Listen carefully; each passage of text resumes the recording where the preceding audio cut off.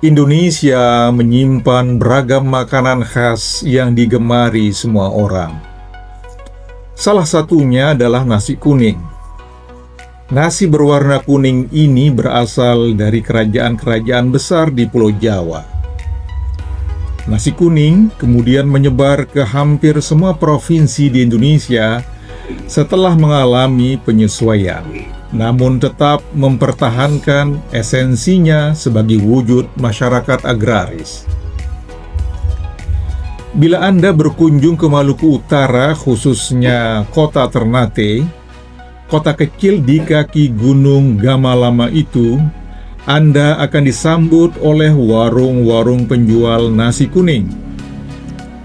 Hebatnya, nasi kuning di Ternate buka sejak pagi sampai tengah malam, yang dikenal di sana sebagai nasi kuning Bagadang atau Nasbak.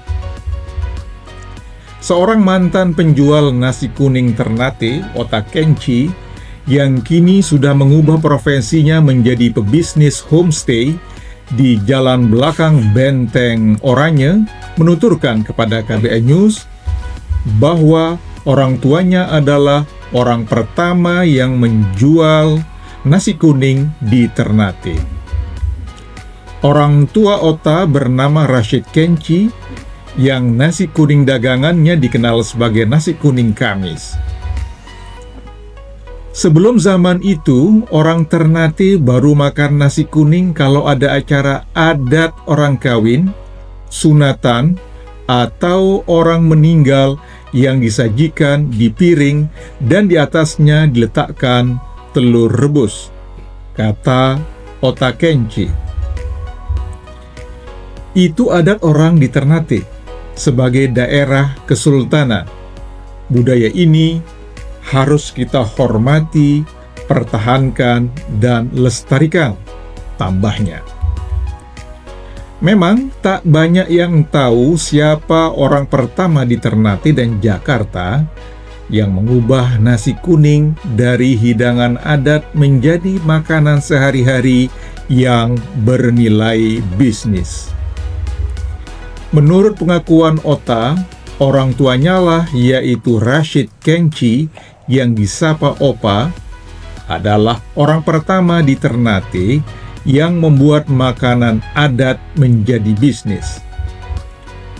Rashid Kenci lahir di Ternate 12 Agustus 1939. Menurut si bontot Ota Kenci, papanya tahun 1970-an sudah menjual nasi kuning di Jalan Nukila, wilayah Pecinan, Ternate, dengan branding nasi kuning Kamis sebelum keluarga ini pindah ke Jakarta tahun 1984.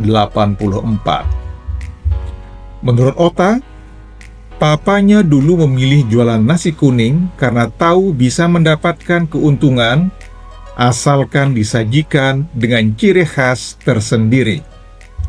Dan ternyata pilihan papanya tidak salah, karena nasi kuning Kamis laku keras setiap hari.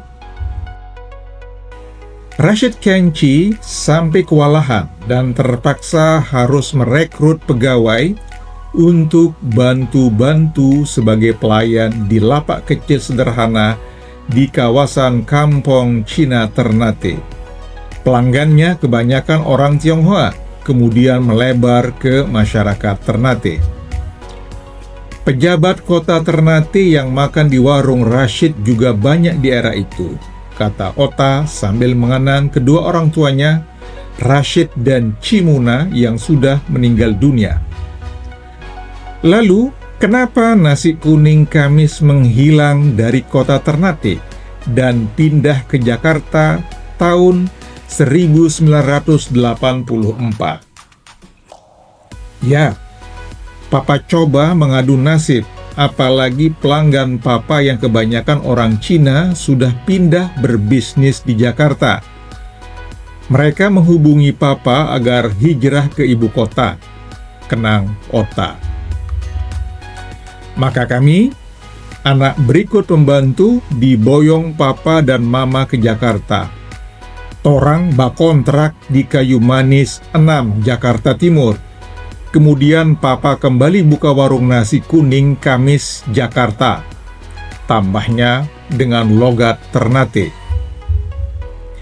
Kebetulan saat itu di Jakarta belum ada yang menjual nasi kuning, maka Rashid menjadi pionir pembuat nasi kuning Ternate. Apakah Rashid sukses seperti di Ternate? Alhamdulillah, kebetulan dari hasil bajual Papa bisa beli mobil, rumah, dan kasih sekolah torang anak-anak semua, jawab Ota. Nasi kuning adalah makanan khas Indonesia yang biasanya disajikan dengan lauk seperti ayam goreng, sambal terasi, atau rendang. Warna kuningnya berasal dari kunyit yang memberikan rasa dan aroma khas. Nasi kuning terbuat dari beras yang dimasak dengan kunyit dan santan.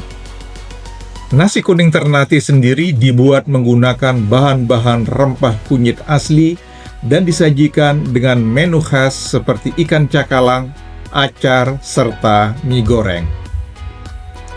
Ada banyak nasi goreng di berbagai daerah. Ada nasi kuning Ambon, Manado, Banjar, dan banyak lagi. Tapi soal rasa, cobalah datang ke Ternate, maka Anda akan terpuaskan. Itulah yang dialami oleh Anang, Ashanti, dan Raffi Ahmad. Kata mereka puas makan nasi kuning Ternate.